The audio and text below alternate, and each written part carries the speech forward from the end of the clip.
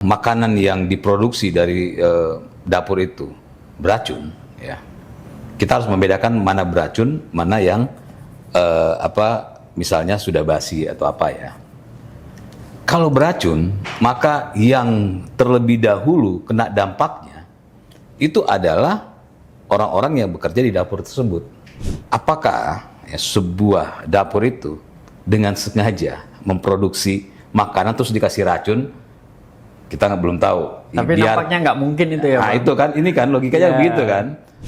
SOP-nya sudah dijalankan dengan benar, sudah ditester dengan benar, ya, nggak ada masalah. Dibawa di dalam perjalanan terjadi sabotase, kan kita nggak tahu, ya. Atau setelah sampai di di sekolah sudah ada yang sabotase. Nah, ini proses ini yang harus dicek. Ada juga yang nakal, ya. Ada juga yang nakal di mana mereka misalnya untuk satu menu itu 10.000 harganya, karena mereka ingin untung besar jadi 6.000, sehingga makanannya ayamnya kecil-kecil dan segala macam. Makanya saya pernah mengusulkan begini, untuk menghindari hal itu saya mengusulkan setiap sekolah, ya, itu diberikan aplikasi oleh MBG. Ya, di mana setiap sekolah itu dengan mudah kok menilai MBG ini, dapur yang mensuplai ini layak apa tidak. Ya, dia cuma tinggal mengisi, ya, misalnya di aplikasi itu ternyata mobil yang nganter jorok, ya, pelayan yang bawa itu jorok. Halo sahabat-sahabat dan teman-teman semua, selamat datang di program Persepsi. Seperti biasanya, kembali lagi bersama saya Nugraha Habibie dan juru bicara sekaligus Wakil Ketua Umum Partai Garda Republik Indonesia, Bang Teddy Kusnedi. Yep.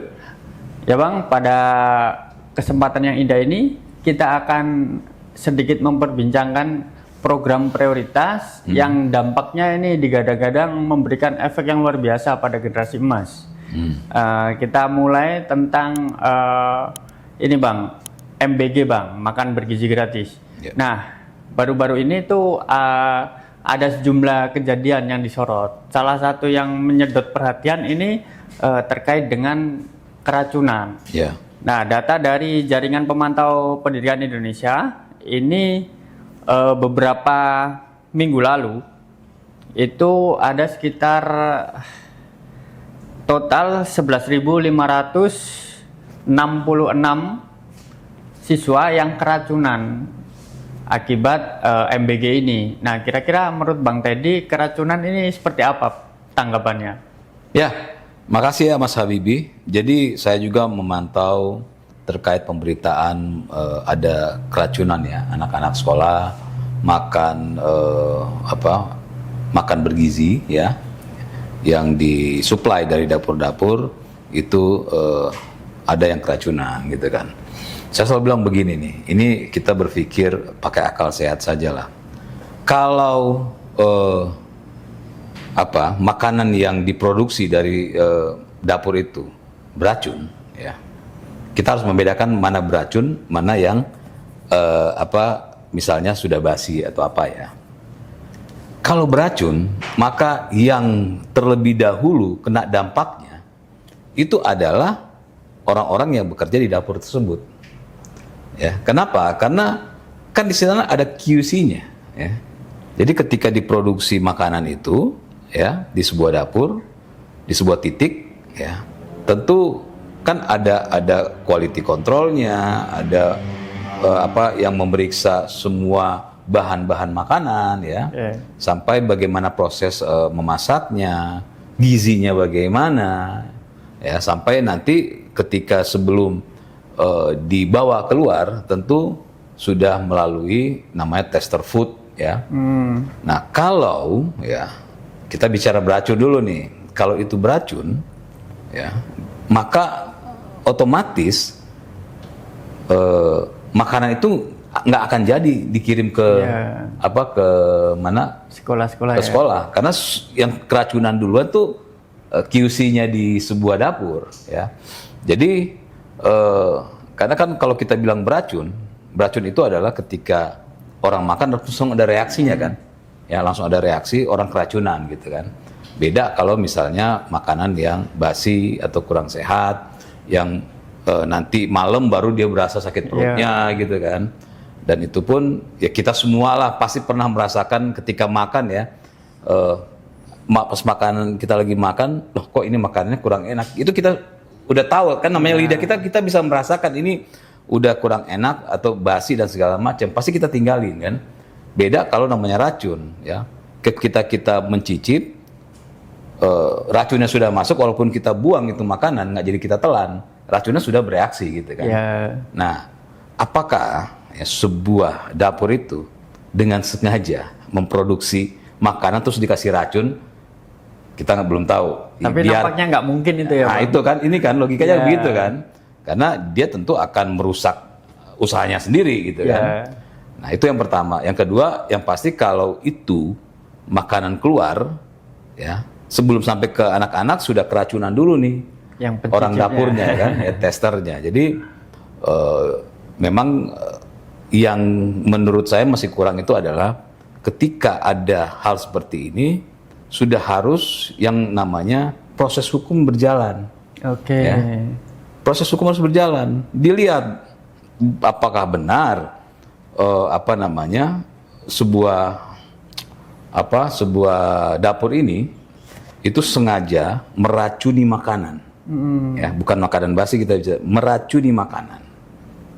Kalau itu benar ya itu kan tindak pidana ya. Ini sudah harus diproses hukum. Nah, atau dia sudah benar, SOP-nya sudah dijalankan dengan benar, sudah ditester dengan benar, ya nggak ada masalah, dibawa di dalam perjalanan terjadi sabotase, kan kita nggak tahu atau setelah sampai di di sekolah sudah ada yang sabotase. Nah ini proses ini yang harus dicek, karena bagaimanapun tidak akan ada orang yang tempat usaha dia sengaja memproduksi sesuatu dan makanan itu diracuni ya. Karena kalau kita bicara makanan, orang mau ngambil keuntungan, dia misalnya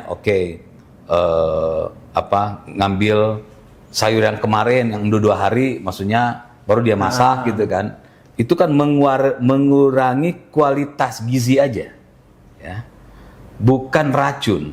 Nah ini yang menurut saya lebih ditekankan di situ, yang saya belum lihat, yang kita semua belum lihat, itu adalah penekanan investigasi hukumnya ya. Karena secara akal sehat tidak mungkin sebuah dapur itu meracuni tempat usahanya sendiri gitu. Nah ini yang belum kita belum lihat gitu. Nah ini berarti arah Bang Teddy ini meminta agar ada investigasi ya. Kira-kira titiknya di mana nih salahnya? Kok bisa racun masuk? Oke, kita bergeser ke ini Bang, yang bertanggung jawab atas pengobatan atau akibat keracunan. Ini kira-kira siapa yang menangani korban ini? Apakah korban ini harus membayar sendiri? Dan di sisi lain, kira-kira kalaupun misalnya orang tua korban ingin menuntut, itu menuntut ke siapa? Ya kalau menuntut ya jelas harus menuntut ke dapur yang memproduksinya. Di mana-mana juga begitu. Kita mencicipi apapun lah ya, makanan di warteg, makanan dimanapun kalau kita cicipin itu ketika terjadi reaksi di tubuh kita tentu akan mempermasalahkan wartegnya. Nah, ini kita mempermasalahkan dapur MBG-nya. Kenapa? Karena dapur MBG banyak sekali kita melihat dapur-dapur MBG yang memproduksi makanan-makanan yang kalau saya lihat di media sosial benar-benar dijalankan dengan benar. Ada juga yang nakal, ya. Ada juga yang nakal di mana mereka misalnya untuk satu menu itu 10.000 harganya, karena mereka ingin untung besar jadi 6.000, sehingga makanannya ayamnya kecil-kecil dan segala macam. Nah, itu yang sebenarnya yang harus dilihat ya oleh pemerintah, layak nggak dapur ini diteruskan atau tidak, karena kualitas dari atau pemenuhan gizinya tidak tercapai gitu. Itu satu ya. Kedua, yang saya bilangin di awal ya, kalau memang ada sampai ada keracunan itu harus diinvestigasi. Iya, ya. iya. Jangan juga misalnya dapur ini sebenarnya benar-benar ya produksi dengan benar, ya ada yang tidak suka meracuni, dimasukin. ya kan? Ya, Iya, kita iya, iya. bisa terjadi loh itu kan. Nah, dan yang ketiga, ya kalau sampai ada yang keracunan, jangan mikir siapa yang bertanggung jawab dulu. Ketika ada yang keracunan, ya diproses bagaimana yang keracunan ini bawa ke rumah sakit, Iya. bawa ke dokter, ditangani dulu ya. dulu.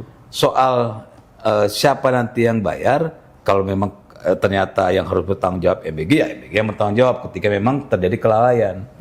Kalau tidak, ya harus pemerintah juga yang bertanggung jawab, karena ini kan adalah program pemerintah ya. Dan saya yakin tentu itu sudah dipikirkan oleh pemerintah. Nggak mungkin ketika ada yang ketika terjadi sesuatu lalu pemerintah lepas tangan, ya nggak mungkin juga, karena itu bagian dari program pemerintah, satu paket ya. Iya, Tapi iya. yang paling penting adalah jangan dulu kita nggak harus berpikir siapa yang bertanggung jawab, ini selamatkan dulu ya gitu kan. Itu yang Ditangani paling dulu penting, pokoknya. tangani dulu Iya, gitu kan. iya. Itu yang paling penting. Cuma kalau di kita kan memperdebatkan sesuatu, malah siapa yang bertanggung jawab. Nah, itu urusan belakangan. Iya. Karena itu bisa kita lihat secara bagaimana kita menginvestigasi siapa nih yang bersalah di sini. Tapi memang yang paling penting adalah, dan yang mungkin masih kurang, bagaimana ya pemantauan ya dari pemerintah terhadap dapur-dapur ini. Kenapa? Kalau sudah dari awal kualitasnya makanan, kita bukan bilang racun ya, kualitas gizinya sudah berkurang, itu sudah tidak perlu lagi cari-cari alasan, tapi sudah langsung menyatakan bahwa itu ditutup. Kenapa? Karena kalau dibiarkan, orang ini yang nakal ini, dia akan terus memproduksi makanan yang tidak bergizi, yang tidak layak untuk dikonsumsi ya secara gizi ya. Demi keuntungan mereka, dan tentu akan merugikan program pemerintah. Oke, nah ini Bang, kasakusuknya nih ya, di bawah itu yang punya dapur, ini bohirnya ini dari aparat nih, ada yang menyebut dari TNI Polri dan juga anggota DPR. Lalu kalau misalnya tadi kualitasnya berkurang atau gizinya berkurang, sedangkan yang punya ini orang penting dari yang ya ini isu ya, dari misal TNI atau Polri dan anggota DPR. Nah ini kira-kira penindakan seperti apa? Ya. Biasanya kan penegak hukum ini was-was juga nih, wah ini punya ini nih, jadi nggak jadi ditindak nih. Nah menurut Bang Teddy seperti apa nih? Ya, ada dua ya. Yang pertama lagi-lagi ya saya bilang ya Mas Habibie, kita mempermasalahkan siapa yang punya. Ya. Padahal yang diinginkan oleh Pak Prabowo, bagaimana titik-titik di seluruh Indonesia, ya, anak-anak sekolah di Indonesia mendapatkan makan bergizi. Ya. Kita harus melihat tujuannya dulu nih, ya. Tujuannya bagaimana semua pihak ikut terlibat untuk menangani dapur dan memproduksi makan bergizi di setiap titik-titik yang sampai hari ini belum semuanya. Ya. Sampai Pak Prabowo ya dalam sebuah pidato meminta, ayo kita semua ya untuk mengisi titik-titik ini. Jadi kita nggak perlu pikirin mau dia punya mau dia anggota dewan, mau dia pejabat kek, mau dia apapun kek, bukan itu yang kita lihat. Yang kita lihat harus bahwa ternyata bisa jadi nih anggota dewan dia punya uang, dia membantu pemerintah untuk membentuk titik-titik yang belum pernah ada. Karena bagaimanapun untuk membangun MBG itu perlu modal gede. Nah itu, ya kan? Berarti kan nggak semua orang bisa ikut terlibat. Memang harus begitu, nggak boleh gini. Jangan kita menganggap, wah, masa cuma mereka yang boleh? Lah, memang begitu, yang punya modal yang memang bisa. Lu nggak punya modal ya jangan dong. Nanti orang bangun mall, Nanti Semua bilang, wah, pengen bangun mall dong. saya bangun mall dong. Ya boleh lu bangun mall, lu harus punya modal. Oke. Kenapa mempermasalahkan sesuatu atau ada pihak yang mempermasalahkan soal titik MBG? Dia tidak perlu mempermasalahkan. Dia punya uang, dia pengen usaha, ya dia buka. Dan terbuka bagi seluruh rakyat Indonesia. Di mana kita masih sangat kekurangan titiknya. Artinya mau siapapun ya yang punya dana lebih, yang ingin usaha, ya buka. Mau dia anggota dewan, mau dia pejabat, mau dia apapun, ya boleh dong. Nah, anehnya kita itu selalu berpikiran negatif terus. Seolah-olah kalau udah pantas dia pejabat, ya dia buka titik. Emang kenapa kalau dia pejabat terus dia buka titik? Yang penting dia mengisi titik itu untuk membantu menjalankan atau mensukseskan program pemerintah, di mana sampai detik ini masih banyak titik yang kosong. Itu satu. Iya. Yang kedua, sebenarnya SOP-nya sudah ada. Ya, SOP-nya sudah ada. Tinggal sekarang bagaimana ya ada tim yang benar-benar menilai SOP-nya ini benar atau tidak dijalankan. Mudah kok melihat SOP-nya dijalankan dengan baik. Makanya saya pernah mengusulkan begini. Untuk menghindari hal itu, saya mengusulkan setiap sekolah ya itu diberikan aplikasi oleh MBG. Ya, di mana setiap sekolah itu dengan mudah kok menilai MBG ini, dapur yang mensuplai ini layak apa tidak. Ya, dia cuma tinggal mengisi ya, misalnya di aplikasi itu ternyata mobil yang nganter jorok, ya, pelayan yang bawa itu jorok, makanannya ternyata difoto gitu kan, ayamnya cuma secuil ya gitu kan, terus tempat nampannya nggak bersih gitu kan. Cukup itu. Jadi setiap sekolah itu menjadi mata bagi pemerintah. Dia cuma ketik isi di aplikasi, kirim, selesai. Dan otomatis ya menunjukkan di BGN ya, Badan Gizi Nasional, langsung ada alertnya menyatakan titik ini perlu diganti. Semudah itu sebenarnya ya. Jadi siapapun ya bisa kok menjadi mata untuk membantu pemerintah menilai layak atau tidaknya makanan bergizi ini ya. Jadi dua poin itu saya bilang. Pertama, siapapun mau dia pejabat itu nggak peduli ya. Yang penting bisa mengisi titik-titik itu mensukseskan. Kedua, harus ada aplikasi di setiap sekolah, karena sekolah yang bertanggung jawab juga kan. Nggak perlu gurunya jadi tester, itu salah ya. Tapi jadi mata. Masak ayam segini gitu kan. Itu sudah sebuah ukuran bahwa memang dapur yang mensuplai ini korupsi dana untuk makanan. Sesimpel itu. Tidak gitu. Layak. Nah ini Bang, beberapa pihak itu kan istilahnya mempertanyakan kalau misalnya yang punya ini pejabat, terus orang-orang tertentu ada secara nggak langsung ini nanti khawatirnya kan ada konflik kepentingan. Yang pertama, kemudian cara mempertanggungjawabkan dapurnya ini seperti apa, itu kan masih bingung akhirnya, sehingga prinsip transparan, akuntabel itu gugur kalau memang semua pejabat-pejabat ini yang punya dapur. Ya nggak apa-apa. Kira-kira seperti apa? Nggak gini, prinsip-prinsip itu semuanya hanya omongan-omongan sampah. Saya bilang kenapa? Karena begini, MBG ini simple cara melihatnya ya. Bagaimana kita berfokusnya begitu? Bagaimana anak sekolah ya dikasih makanan bergizi dan layak. Itu ukurannya itu. Ukuran transparansinya itu hanya itu. Ya.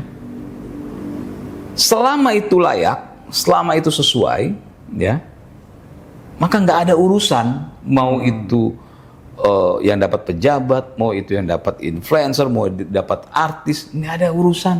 Yang penting bagaimana hasilnya anak-anak sekolah bisa makan makanan yang bergizi. Toh nggak bisa dibohongin, semuanya sudah ketakar kan angkanya. Oh iya iya iya. Semua kan sudah ketakar. Iya. Nah sekarang kalau ada yang ngomong begitu, ya lu jangan ngomong, lu buka aja Iya, biar MBG. tahu ya. Gitu ya. Oke, Buka oke. aja, buka dan bikin makanan yang sesuai dengan standar yang sudah ditentukan oleh BGN. Makanya saya bilang harus transparansi apa segala. Udah nggak ada yang begitu-begituan. Pokoknya pemerintah ngasih 15.000 nih, ya, dimana 10.000 itu adalah khusus untuk makanannya. Ya. Dan kita bisa lihat ya di media sosial tuh banyak tuh. Ada yang dapur benar-benar dia memproduksi sebuah makanan itu benar-benar bagus. Ayamnya gede, sayurnya oke, apa segala macam oke. Dan ada juga beberapa yang memang dapurnya ini curang gitu kan. Iya. Nah, sesimpel itu melihat transparansi cuma di situ. Makanya tadi yang saya usulkan sekolah menjadi mata. Tidak perlu komplain, dia cuma tinggal isi aplikasi selesai. Besok sudah diganti, udah nggak boleh lagi mereka untuk berusaha. Siapa yang kalau sudah sampai mata sampai situ, nggak ada lagi yang bisa main-main. Apalagi sekarang zaman media sosial ya. Ketika ada yang main-main ya, misalnya ada pejabat dia buka terus dia main-main nih, ayamnya cuma segini gitu ya, langsung diviralkan, ketahuan pejabatnya itu. Mau nggak tuh pejabat ketahuan gitu? Nggak mau juga. Iya, iya. Ya, artinya ini kan ya hanya omong-omong kosong ya, orang-orang yang ingin mempermasalahkan sesuatu yang tidak ada masalah, di mana mereka yang sendiri pun tidak pernah membantu pemerintah. Kalau mereka daripada mereka berisik, ya mereka bantu pemerintah dengan membuka Bikin dapur aja sendiri. MBG gitu. Kenapa mereka nggak buka itu, cuma hanya banyak omong? Ya pertama karena mereka nggak punya kemampuan untuk itu. Sesimpel itu saya. Iya iya iya iya. Oke, nah ini ada usulan nih Bang. Duit untuk MBG itu kasih aja anggaran untuk MBG itu kasih aja dalam bentuk duit ke setiap siswa. Nah ini kira-kira gimana pandangan Bang Teddy nih? Yaitu yang mengusulkan itu mainnya kurang jauh ya, karena sudah kita lihat ya sudah ada dari beberapa daerah contoh bagaimana dana-dana yang diberikan untuk bantu anak sekolah akhirnya diakal-akalin, disalahgunakan ya oleh orang tuanya, anaknya nggak dapat apa-apa, bahkan ada yang sudah pakai kartu nih ya, artinya pakai uang cash nih, bisa diakalin. Jadi tokonya seolah-olah dia belanja topi, baju gitu kan, padahal enggak, dikasih cash ke orang tuanya. Tapi transaksinya beli baju buat anak sekolah, beli sepatu buat anak sekolah, padahal nggak pernah ada. Tapi transaksinya ada sebagai bentuk laporan. Itu saja yang tidak pakai uang cash, itu bisa diakal-akalin. Gimana dengan uang cash? Yang ada mungkin dibuat main judi sama orang tuanya gitu kan. Ini. Atau dibeliin rokok gitu kan. Iya. Sudahlah, ini yang ngusulin ini kurang jauh mainnya. Dia tidak melihat fakta di lapangan. Begitu banyak terjadi penyalahgunaan dana bagi masyarakat, terkhususnya bagi anak-anak sekolah yang akhirnya dipergunakan oleh orang tua untuk kepentingan bukan untuk si anak tersebut gitu. Tapi ini ada suara-suara juga Bang, karena MBG ini kan bahannya butuh cukup banyak ya di beberapa daerah. Katakan misal daerah ini, di suatu daerah itu ada 100 MBG. Nah di situ kan otomatis kebutuhan misal beras, sayur dan sebagainya itu kan tinggi. Nah ini disebut akibat MBG ini juga menaikkan harga bahan pokok seperti beras sama daging ayam. Nah ini kira-kira pandangan Bang Teddy seperti apa? Ada suara-suara kayak gitu nah, suara-suara begitu itu berarti nggak dengar pidato Pak Prabowo, kan jelas kan dengan adanya MBG akan melahirkan gitu banyak produksi susu, masyarakat tidak perlu jadi berbisnis di dapur MBG, tapi dia berbisnis ikan, Iya. yang membuka Lauknya. apa namanya, bisnis ikan, dia buka bisnis Susu. padi, susu, sayur dan segala macam. Sehingga karena kebutuhan banyak, potensi masyarakat untuk membuka usaha-usaha baru itu semakin terbuka lebar. Kenapa dulu nggak terbuka lebar? Karena ketika orang bikin, ya peternakan misalnya, mereka bingung buang kemana. Ya, mau jual kemana bingung. Tapi dengan ada MBG, apalagi kalau nanti sampai seluruh Indonesia, maka akan membuka ruang usaha baru, ya, di mana orang akhirnya akan beternak ayam, akan beternak sapi, akan membuka akan bikin ladang untuk sayur, akan membuat pertanian. Karena mereka sudah jelas bahwa kebutuhan buat MBG sangat besar dan butuh banyak. Otomatis ketika mereka buka usaha sudah dapat dipastikan akan laku, gitu kan. Nah, dengan begitu otomatis kan harga akan stabil gitu. Nah, sekali lagi saya bilang, orang-orang yang bersuara ini adalah orang-orang yang hanya bisa bicara tapi mereka tidak bisa membantu pemerintah, membantu negara ini. Jangan bicaralah kalau lu nggak punya uang untuk bangun dapur MBG, ya silakan usaha misalnya peternakan ayam, dan segala macam, sehingga ya tentu harga stabil. Makanya kenapa Pak Prabowo bilang dengan adanya MBG ini akan ada banyak kebutuhan, baik untuk nasi, kebutuhan untuk daging, kebutuhan untuk susu, sayur dan segala buah dan segala macam. Nah, ini yang harus diisi, ya, oleh kita semua, ya, termasuk yang bersuara harus diisi. Ya, jangan cuma ngomong, ya tong kosong nyaring bunyinya gitu kan. Nah, kalau sampai semakin banyak titik, ya, dapur ini tumbuh, maka semakin banyak kebutuhan, semakin banyak pengusaha-pengusaha atau pengusaha-pengusaha baru yang akan membuka usaha, gitu kan, untuk mendukung program MBG ini. Ini kan baru berjalan belum banyak, dan pertumbuhan bisnis baru, ya, masyarakat membuka bisnis ikan dan segala macam kan lagi berkembang sekarang ini, perlahan-lahan menyesuaikan dengan titik-titik yang mulai tumbuh, gitu, titik-titik dapur. Nah, makanya dengan banyaknya titik-titik ini lahir, mau dia dibiayain oleh pejabat kek, mau menteri kek, mau anggota DPR, itu ya nggak perlu kita pikirkan. Yang kita pikirkan adalah semakin banyak titik, semakin banyak anak Indonesia yang diberikan makanan bergizi, dan semakin banyak usaha-usaha baru tumbuh yang otomatis akan menyerap tenaga kerja. Sesimpel itu kita melihatnya, ya. Sesimpel itu kita melihatnya, hanya bagaimana dapur MBG ini harus benar-benar ada pemantauan terhadap kualitas dari dapur itu tersebut. Itu sih. Nah, gini Bang, ini lagi rame juga kan, BGN ini mengembalikan duit nih,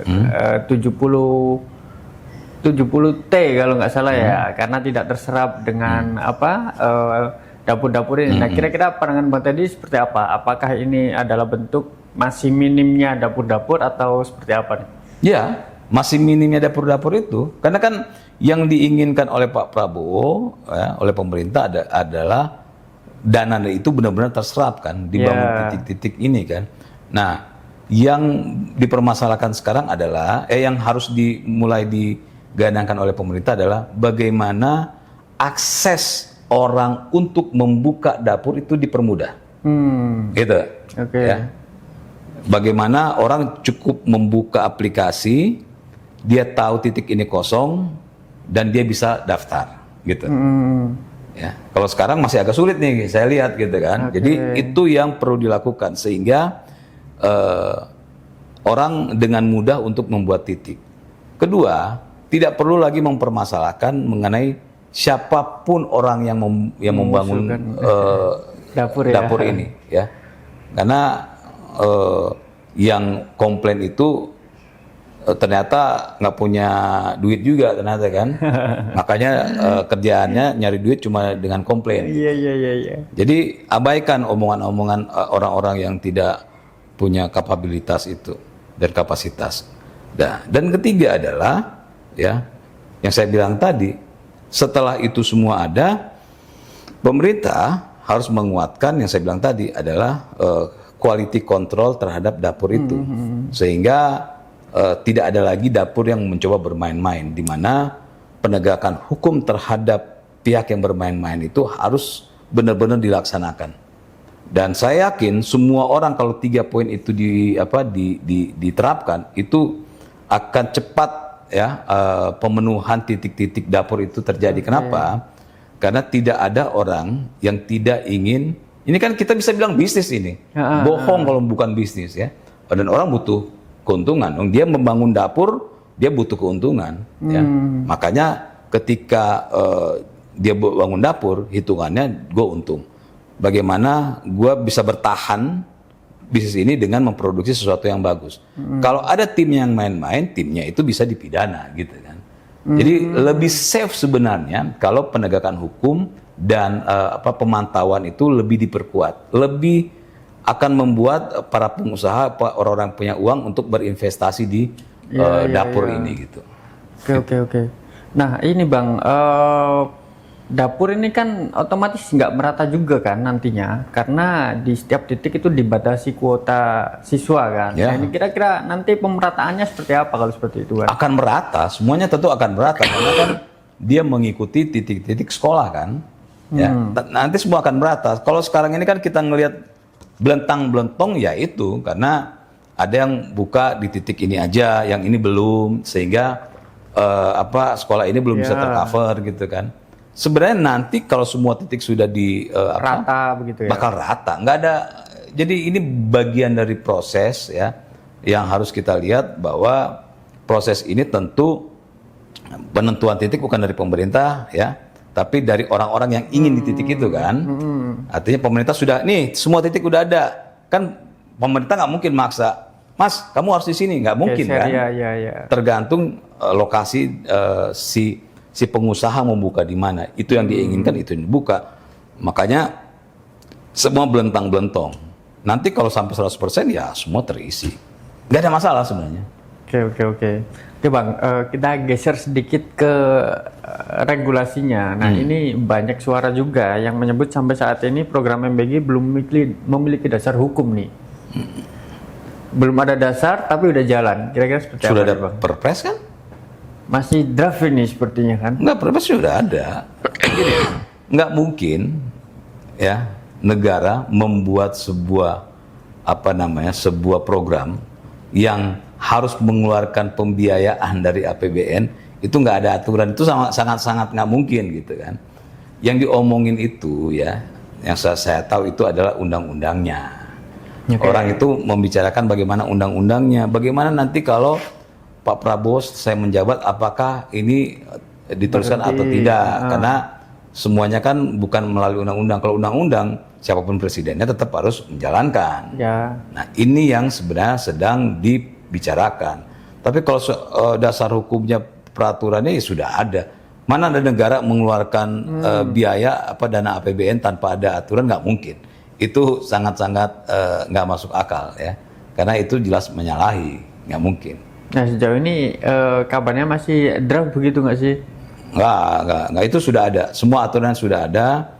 Yang kita harus perhatikan sekarang ini bukan soal itunya, soal bagaimana berkelanjutannya program ini.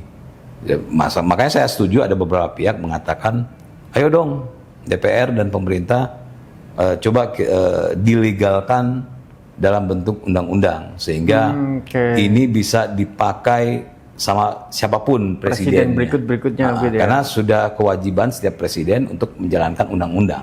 Ya. Dia nggak suka dengan MBG, tapi ketika jadi presiden ya dia wajib untuk menjalankan gitu. Nggak bisa. Berarti secara nggak langsung ini kan pengusaha atau orang-orang yang ingin membuka dapur ini kan juga khawatir juga nih Bang. Ini kira-kira bakal bertahan atau berjalan berapa lama begitu Itu kan? benar. Itu salah satu hal yang kenapa titik-titik ini Masih belum banyak, karena banyak pihak yang masih menunggu ya kepastian bahwa apakah ini hanya berdasarkan peraturan presiden. Nanti kalau peraturan presiden kan bisa diubah oleh presiden selanjutnya. Tapi kalau bisa hukumnya dari atas, dari payungnya undang-undang. Nah, ini yang memang menjadi PR bagi pemerintah dan DPR, di mana kalau ingin titik-titik ini segera terpenuhi sesuai dengan yang diinginkan oleh presiden, maka ada suatu kepastian hukum, ya kan, undang-undang kepastian hukum. Sehingga saya sangat yakin ketika diketok undang-undang ini, itu dalam waktu beberapa bulan penuh. Ya.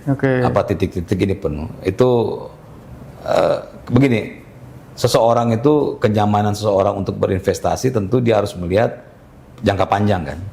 Nah, ketika dia harus mengeluarkan misalnya 2 miliar untuk membangun sebuah dapur.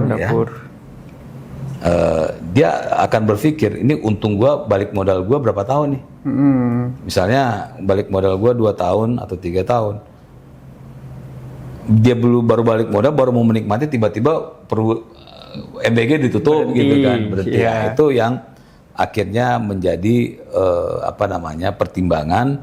Dan kenapa sekarang sudah ada beberapa pihak yang mendorong untuk dibuatkan undang-undangnya, karena ini memang bagian dari keinginan calon-calon yang ingin membangun dapur MBG. Wait and see mereka sekarang ini. Itu sih yang menjadi PR bagi pemerintah dan DPR juga. Oke. Ini mungkin yang terakhir ini terkait dapur di pondok pesantren. Ini kira-kira pandangan Bang Terdi seberapa urgent atau seberapa harus ini? Ya, jadi karena gini. Kita tahu juga kan ini sekarang lagi ramai juga terkait pondok pesantren kan. Ya. Jadi gini, orang selalu mengatakan, kenapa nggak bangun kantin sekolah aja MBG-nya? Kenapa nggak di pondok aja yang sudah pernah ada? Saya bilang, ngapain dipermasalahkan? Kalau si kantin ya sekolah pengen bangun MBG, ya bangun aja. Tuh syaratnya sudah jelas ya. Kalau di pesantren misalnya ada biasa tempat untuk memproduksi makanan bagi santrinya, pengen membangun ikut dengan proyek pemerintah soal dapur MBG, ya bikin aja. Jadi keliru kalau sampai ada yang bilang, kenapa tidak di kantin sekolah? Ya jawab, ya harusnya dibalik. Kenapa kantin sekolah nggak ikut MBG? Iya. Gitu. Nggak, ya secara kemampuan finansial kan nggak mampu. Nah, makanya saya bilang, kalau ini akhirnya kita bolak-balik lagi nih. Loh, memang ini syaratnya, ini makanan bergizi dan yang disuplai untuk segini banyak orang, ya. Tentu harus punya modal yang besar, punya tanah sampai tanahnya loh. Tanah untuk misalnya paling minim satu titik itu 3.000 makanan nih, ya, yang dia harus produksi. Maka sampai dihitung luas tanahnya, dapurnya bagaimana, ventilasinya bagaimana, agar supaya benar-benar terjamin gizinya ini gitu ya. Kalau soal di soal di pondok mau di kantin sekolah dan segala macam, itu kan nggak begitu syaratnya, proses atau SOP-nya nggak seperti yang sekarang ini yang di MBG. Semuanya itu fokus bagaimana makanan yang diproduksi ini namanya juga bergizi gitu kan. Sehingga tempatnya, kebersihannya, apa segala macam. Ya kalau mau begitu, tukang ketoprak di dekat rumah saya kan bilang, kenapa nggak kami aja? Ya, kami sampai 20 tahun masak ketoprak gitu, bikin ketoprak nggak ada yang keracunan. Warteg bilang, kami 25 tahun buka warteg, bisa bikin macam-macam makanan, tapi nggak ada yang keracunan dan orang makan fine-fine aja. Akhirnya kan begitu semua, ya. Semua merasa punya hak Memang semua orang punya hak, tapi hak itu diatur. Sebuah program tentu nggak bisa sembarangan orang, ya.